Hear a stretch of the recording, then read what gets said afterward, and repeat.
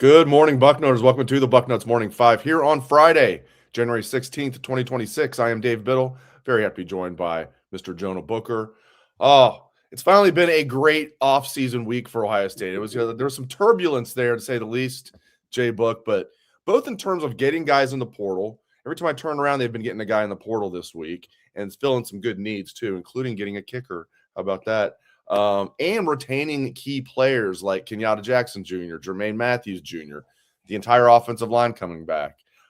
Great to see you as always on a Friday. Your thoughts on what has transpired so far this week? I think the one that probably excited me the most was them getting a kicker. Right. This is how funny this one is, Dave.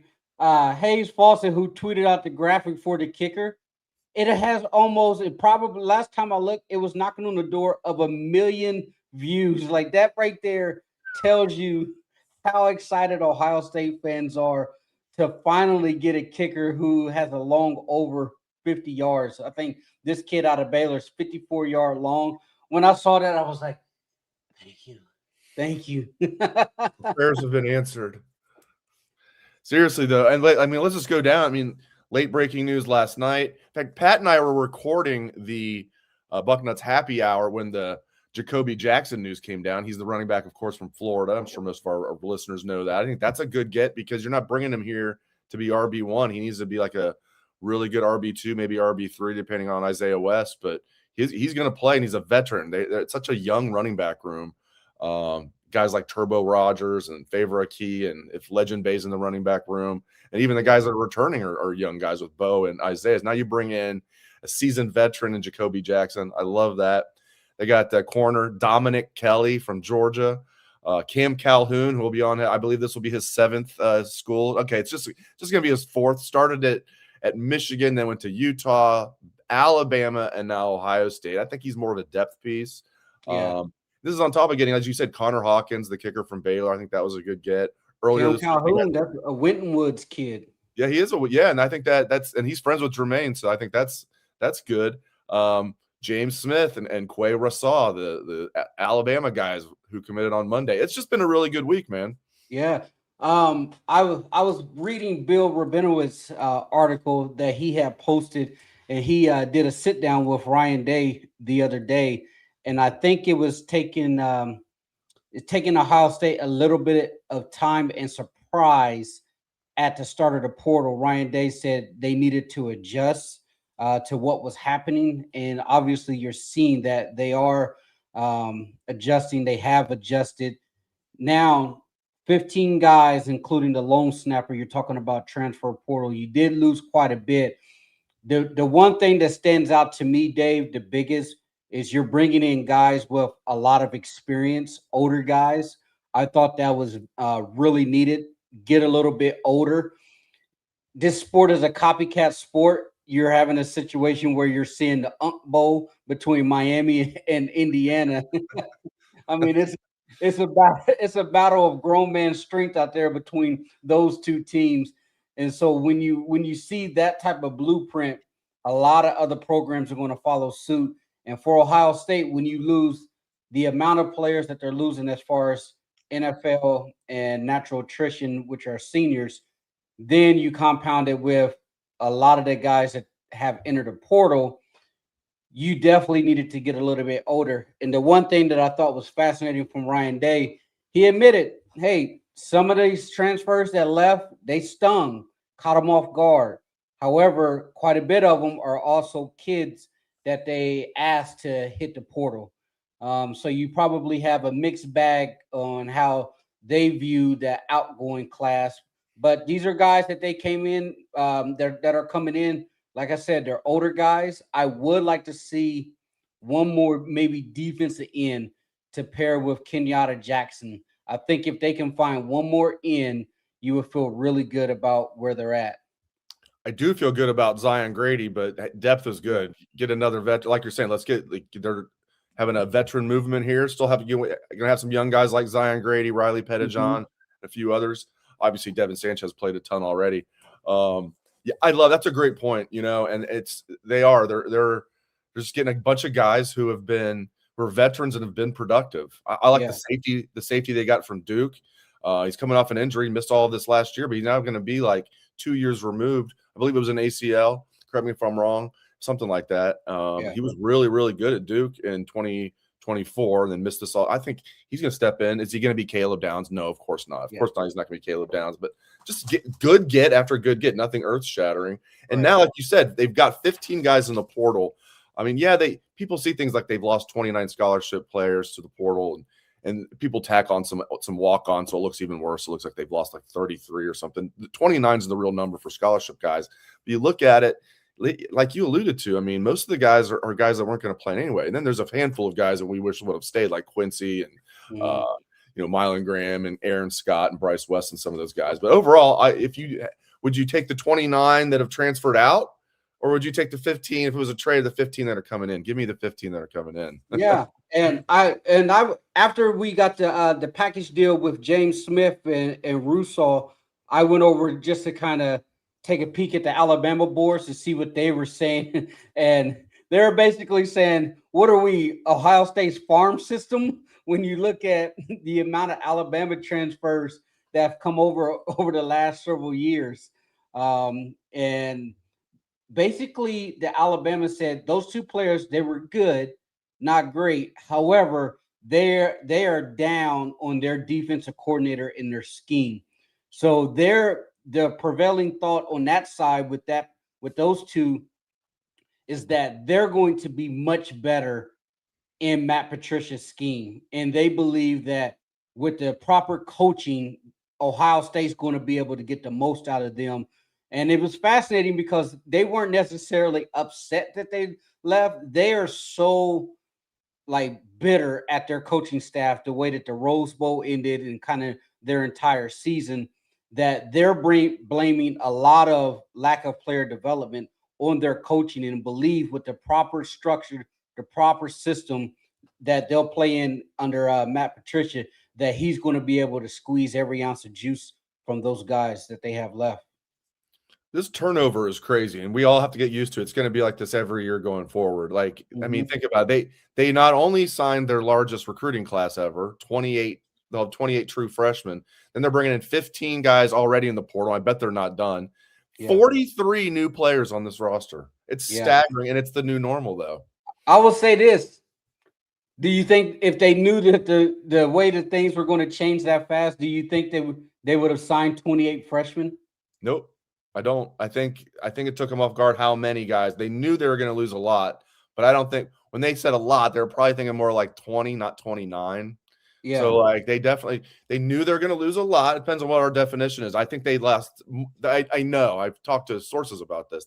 They lost more than what they expected, and they would not have taken 28 because they also thought, Jay Book, as you know, they thought they'd be playing, as we all did, deep into the postseason.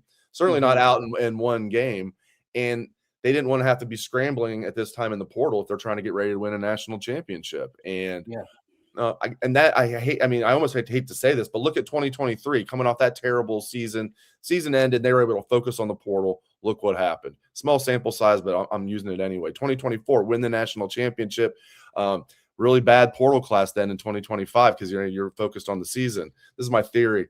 And then this year sucks that we lost, but now they could just stop and just focus on the portal. It's looking pretty good now. So is it going to be 2024 portal class? No, that's going to be the gold standard. But yeah, man, this turnover is insane. 43 new players on this roster this year. But no, sir, to answer your question, Jay Book, they didn't do all over again. I think they probably would have signed more like the traditional class of 24 maybe. Yeah.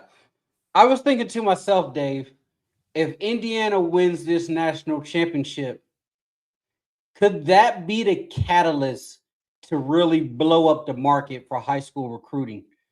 And here's what I mean. Because you look at the model and the blueprint that Indiana's laying out, and then you compound it with a significant amount, not just at Ohio State, all across the board, a ton of programs paid a boatload of money to true freshmen, kids coming out of high school just to commit. And then those kids turn around and transfer, and you got zero return on your investment. And so that's where the killer is. That's why I asked you about the 28, because chances are the way things are moving, you're probably going to lose a lot of those kids from that true freshman class, especially when you bring in such a large number. But what Indiana's doing, Indiana kind of sets that blueprint that says maybe we don't need to bring in a huge class. Maybe we don't pay a significant amount of money to high school kids to commit. Let's use that money and go get guys with experience over someone that you're projecting who could be potentially good.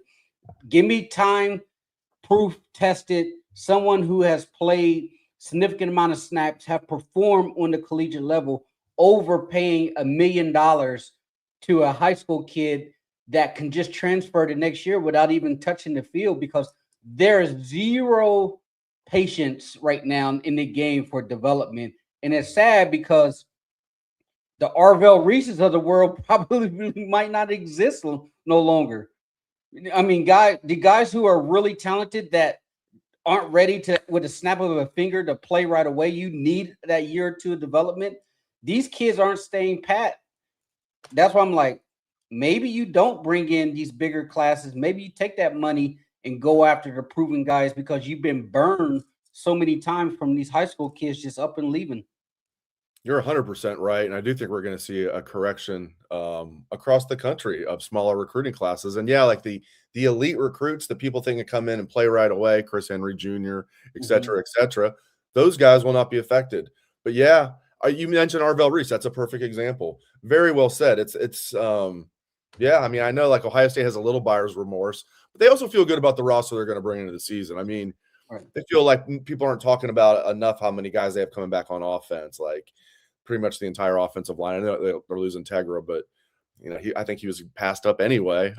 So they feel really good, and they're bringing back RB1, QB1, WR1. They're the only one of like anybody that was in the playoffs that's bringing their quarterback, running back, top running back, and top receiver all back. They feel good about the depth, pretty much at wide receiver. They wish they could have kept Quincy or Milan, but they could add another wide receiver in the portal. I think they might get the LSU kid Parker that's going to come over.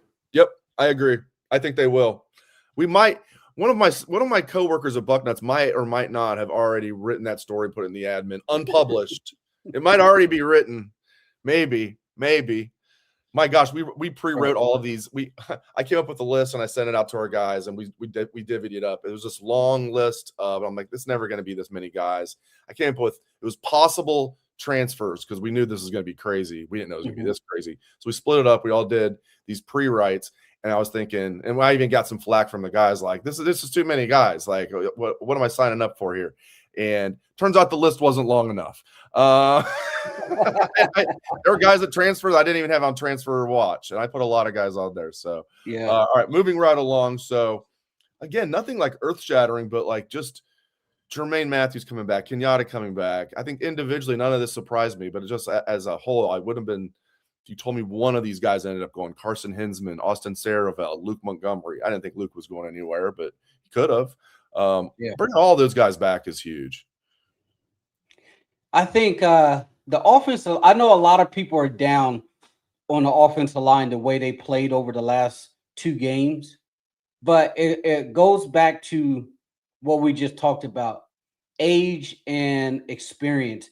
This is going to be an old offensive line next season. Oh, yeah. There's going to be a lot of guys that play a significant amount of snaps in football. Tyler Bowen definitely needs to get better. What we saw from that offensive line the last 2 games, that was totally unacceptable. And you kind of look at it, they didn't get tested. They didn't play anybody. The good news is next year, you're going with that schedule, you're going to find out really fast about where this offensive line's at and if they got better in the offseason. Going down to Texas, you're early. That right there is going to give you a test. You play at Indiana early part of the season. That's going to give you a test. And then with USC and Iowa, at Iowa, Nebraska, even though they're not Nebraska of old, but remember, national championship year, Nebraska took us to the wire inside the shoe. So they're going to treat that game like it's their Super Bowl.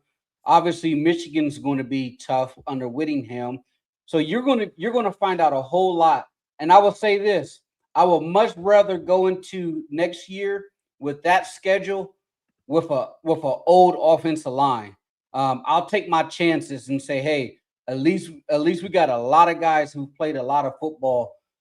Do they need to get another offensive lineman? That's debatable, Dave, because I think you have to bank on your projection. Carter Lowe, what's he going to be? If Carter Lowe is the 5-star offensive lineman that you think, he's someone that's going to be able to provide depth. I think Ian Moore has to be a starter next year. So that's going to force a little shuffling. I don't know if you kick Daniels inside to guard. That probably is the most logical. And have Saravel and Moore as your tackles. And then Sam Greer coming in. I think he's going to be a little bit ahead of where a true freshman could be because he's an absolute monster. And then you have some of the other guys that you feel really good about. Do I understand people saying you should get another lineman? I do, but I also see where Ohio State's coming from to saying, hey, we have a veteran offensive line who's very old, but we feel good about some of these younger guys that we have in Carter Lowe and Ian Moore and Sam Greer, who's coming in, who's already on campus. You're knocking it out of the park on every topic today. Totally agree. I mean, not only do you have the veterans coming back, 3 of those guys were basically starters on the national championship team. Saravel technically didn't start, but he was the 6th man that would come in and play both left guard and right guard. Actually played more snaps than Tegra and Luke did. So he's basically a starter. Luke was a starter. Carson Hinsman was a starter during the CFP run and for some of the regular season. These guys are veteran. Daniels has a year of starting under his belt. And then you have Gabe Van Sickle, who played a decent amount this year, Josh Padilla, who played a decent amount this year. And then, like you said, if that was it, even that, you're like, okay, we're in good shape, but we need to go out and get some depth. Well, Carter Lowe is your depth, as you said. You know, Sam Greer's your depth. They have another pretty good offensive lineman they're bringing. I don't know if he'll be ready, Maxwell Riley, but Sam Greer is going to be ready. He's ready. He's listed at 6'6.5", 331 pounds. Out of Hoban too, so he's coached well. So that's why I think a lot of emphasis need to be on Tyler Bowen. I know LaCharles Bentley a couple of weeks ago had tweeted out that they need to get back to just being bulls in the china shop, guys who are firing off the ball, using your leverage, staying low, and going forward, and having that junkyard dog mentality, as opposed to a lot of switching and moving lateral and some of the things that they were doing that caused them not to be as physical as you want to see. That's why I think it's important, because I think I'm pretty sure LaCharles is going to be working with them as far as a paid consultant, because he did it last year. A lot of people were wanting LaCharles to be the offensive line coach when they were after Justin Fry went to the Cardinals. But I think LaCharles said he's just there to help out. I would not be surprised if he goes and helps out again, because I believe he's also Carson Hinsman's personal coach as well. I think Carson Hinsman comes out here to Arizona and trains with LaCharles as well. But that's something that I'm looking forward to, because we've seen it, Dave. This is a roster that's losing 5 first-round picks, according to Dane Brugler in his latest mock draft. You had Jeremiah Smith, the best wide receiver in college football. You had an NFL Super Bowl defensive coordinator, Matt Patricia, and a Heisman finalist quarterback. And they didn't win the Big Ten, and they didn't make the national championship game. And I will make the argument a large part of that is because of that offensive line unit and Tyler Bowen. So that's why I'm saying this has to be a huge year for him. Yeah, they got their ass kicked the last 2 games. There's no way around it. And does Indiana and Miami have very good defensive lines? Will we playing in the national championship game? Yes, they do. Speaking of that, we'll end the show with what's next. If you're keeping an eye on anybody in the portal, like you mentioned, the wide receiver from LSU that we already have a story written on, just in case. Anybody in the portal you're keeping an eye on. We'll talk about offensive coordinator who you want. Before that, let's give our predictions. Indiana, I don't know if we have to do an exact score, but let's predict who's going to win and who's going to cover. It's 8.5 points. I'll let you go first. I think Indiana wins. I don't think it will be a blowout. That 8.5, Dave, it looks kind of tasty. Like taking Miami because you're getting a touchdown and a hook here. Because when you talk it out, you have Miami who's really good at running the football. They're notoriously slow. Against Ole Miss, they were running the play clock down to under 5 seconds. They're going to do that. I know Indiana's probably going to outnumber them as far as the crowd in this game. However, which is hilarious since they're playing at their home stadium. Yeah, there is something to be said to actually playing on your field, practicing in your facility, sleeping in your own bed. Like that type of routine that you have, being able to continue that, there is something to that. I got to go 8.5. Give me the plus 8.5 Miami, but Indiana on the money line. You stole my thunder, but I'm not surprised. We're always of like minds on our predictions. So yeah, I have Miami covering, but Indiana winning. Yeah, I expect a good game, and I'm not one of these people. A lot of people are like they're either hate watching these games or they're not watching because they were bitter about Ohio State losing. I've still been enjoying the games. Like I love college football. I guarantee if Ohio State wasn't coming off a national championship and if they didn't beat Michigan this year, I wouldn't have the same attitude. But I do. I choose to have that attitude. All right, let's talk about what's next. Anything you want to say, like portal guys that you're keeping an eye on for the Buckeyes, and then what do you want to see at offensive coordinator? I've been screaming from the mountaintops, my friend, that I want to see an NFL, somebody with a lot of experience. Because when Ryan Day has an experienced offensive coordinator on his staff, the numbers speak for themselves. When he doesn't, numbers speak for themselves. I want a guy like a Todd Monken, Brian Daboll, somebody like that. Floor is yours, sir. Yeah, I think Todd Monken's going to go. I saw rumors that he might be going with Harbaugh to New York. So that might put him out of fold. And then I think Daboll has a scheduled interview with the Titans. So that's something to watch. That's the biggest thing, the offensive coordinator. I think Matt Patricia is going to be back. I would be at this point surprised. Listen to Bobby Carpenter. He's saying Ohio State, they're aggressively trying to re-sign Matt Patricia, and it sounds like things are headed in the right direction. I think it's going to be an NFL guy. At what point, Dave, do we start having a conversation about JT Barrett? I had a source reach out. In fact, it's our X's and O's expert on the boarding house. Maybe I read the boarding house. Good friend of mine. He said that's a name to keep in mind. And like, I think people on the message board were like, JT Barrett. I think people forgot like this. He's not like just hanging around. We're saying that just because he's a former Ohio State player. He's the quarterback's coach of the Chicago Bears, and this is his second year. Learning under Ben Johnson, pretty good. So he's been a quarterback's coach for 2 years. That's just like Ryan Day before he came here.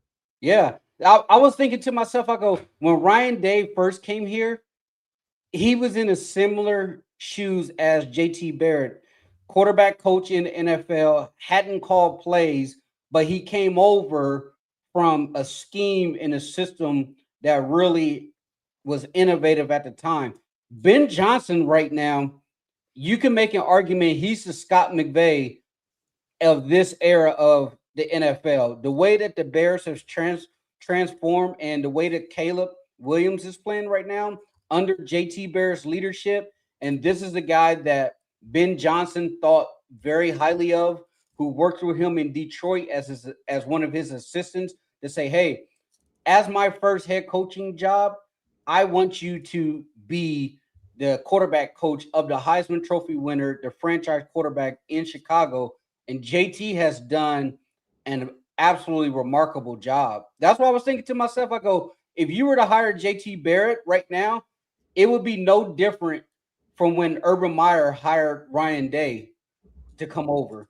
And that's why I say at some point, if the Bears continue to win and JT Barrett continues to get the praise, at what point does there need to be a conversation about what type of value does he bring to the table? Because, man, you talk about a guy who's going to bring some fire to that quarterback room. And I think that's probably what Julian saying needs a little bit, man. Like he's Cali cool. We need somebody who's gonna light a fire under his butt and have him grow a little bit of chin hair and go get it when the game is on the line.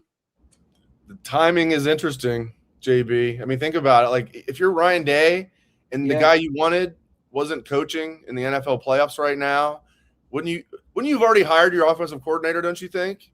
Unless you're waiting for somebody's season to end. Yeah. Right. That's why I'm like, as JT is going to get he's going to continue to grow, but it really intrigues me to have that come from that Ben Johnson coaching tree. Because how many times have we seen in the NFL anybody who was associated or next to Scott McVay with the Rams, they all got jobs somewhere, head coaching jobs somewhere, or moved on to somewhere else. You look at like Ian Cohen, like all of those guys, or the Jacksonville Jaguars, like all of those guys were Scott McVay guys who weren't necessarily coordinators, and then they got their chance and they did an excellent job.